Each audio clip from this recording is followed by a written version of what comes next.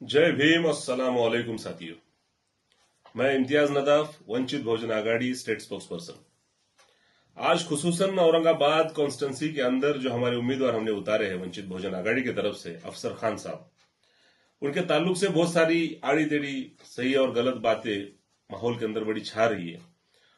तो महाराष्ट्र के तमाम दिगर इलाकों से और खुसूसन औरंगाबाद शहर से ये जो चीजें आ रही है, मैं उस ताल्लुक से जो गुत्थी बनी हुई है उस गुत्थी को सुलझाने के लिए आज आपसे मुखातिब हो रहा हूं औरंगाबाद कॉन्स्टिट्यूंसी के तमाम वोटरों से। मैं आपको इस बात को समझाना चाहता हूं कि हमें इस बात को समझना होगा कि अफसर खान जो है वो सिर्फ मुसलमानों के रिप्रेजेंटेटिव या उम्मीदवार नहीं है।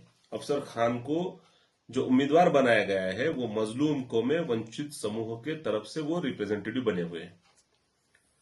तो इसमें एक बात समझने ऐसी ये है कि उम्मीदवार वंचित का वो होगा जिसे वंचित अपना मानेंगे और वंचित अपना रिप्रेजेंटेटिव मानेंगे, वो उम्मीदवार होगा वंचित बहुजन आघाड़ी का। और अगर किसी को यह लगता है या फिर ये बात फैलाई जाती है कि एमआईएम पार्टी जो है और उसके जो एमपी है फिलहाल जो इम्तियाज जलील, तो उनके वोट काटने के लिए या फिर उनको हराने के लिए हमने वंचित बहुजन आघाड़ी के तरफ से किसी को खड़ा किया है, तो एक साफ साफ तौर पर बात बता दूं कि वंचित बहुजन आघाड़ी अपनी लड़ाई लड़ रही है। इसके पहले जो इम्तियाज जलील चुन के गए थे वो वंचित के सपोर्ट से ही चुन के गए थे।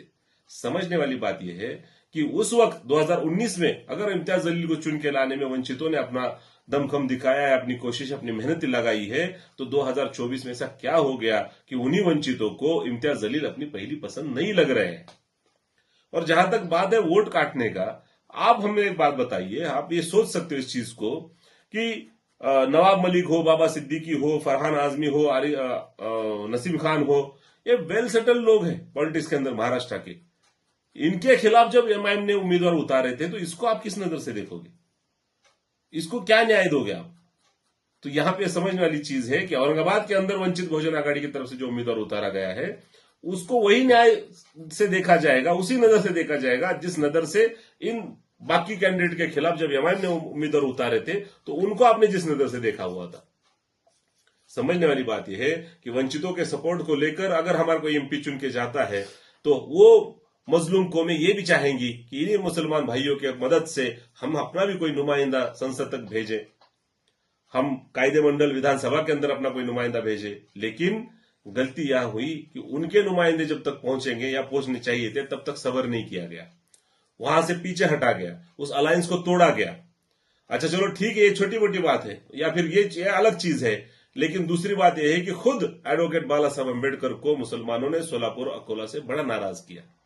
फिर भी ना कोई कीना, ना कोई कपट, ना कोई बुग्ज, कोई दिल में किंतु परंतु नहीं लाते हुए फिर से जमीन पर उतर के बाला साहब अम्बेडकर ने जिस तरह से मुसलमानों के लिए काम किया। मैं खुद पश्चिम महाराष्ट्र से आता हूं, यहां पे जब किसी बादशाह का स्टेटस रखने से और बाकी सब चीजों से जब मुसलमानों के छोटे छोटे गांव के अंदर जब अटैक होते थे मुसलमानों के ऊपर, तो तब ऐसे गांव खेड़े और देहात के अंदर जहां मुसलमानों की पॉपुलेशन ना के बराबर है, एक का दुक्का घर मुसलमानों के है, ऐसी जगह में जब अटैक होता था तो उनके पीठ पीछे कौन खड़े रहता था? वो सिर्फ और सिर्फ वंचित बहुजन आघाड़ी के कार्यकर्ता थे जो पुलिस स्टेशन तक मुसलमानों के साथ जाते थे। ये काम वंचितों ने मुसलमानों के लिए किया है। और फिर उसके बाद एक बात समझने जैसी है कि हम जिस देश में रहते हैं वो देश दारुल अमन मुल्क है मुसलमानों।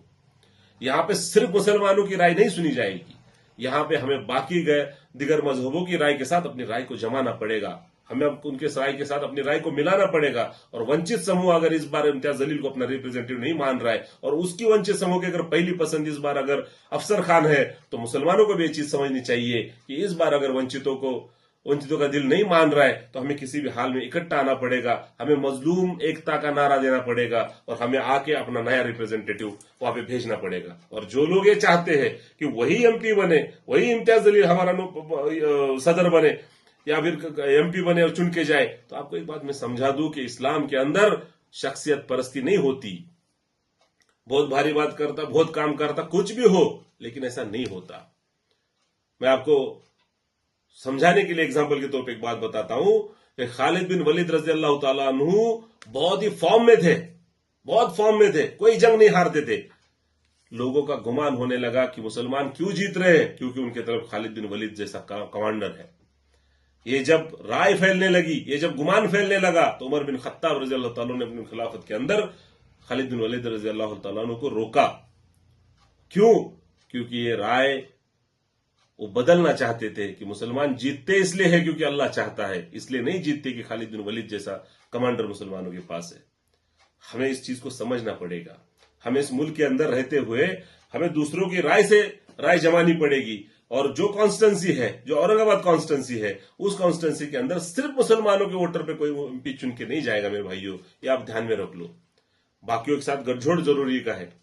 और वंचित बहुजन आघाड़ी वो प्लेटफॉर्म है जहां पे हिंदू वोटर्स वंचित बहुजन आघाड़ी के पास है, और आज के इस नफरत भरे माहौल के अंदर भी वो हिंदू वोटर वंचित बहुजन आघाड़ी की सीख और उसकी कोशिश और उसकी गारंटी के ऊपर एक मुसलमान कैंडिडेट को वोट देने के लिए वो बॉन्डेड है।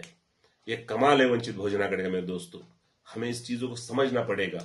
हमें इस तरह से पागलपन दिखा के या फिर हड़बड़ी गड़बड़ी में अपने सारे पॉलिटिकल जो बेस है उसको बिगाड़ के हमें नहीं चलेगा।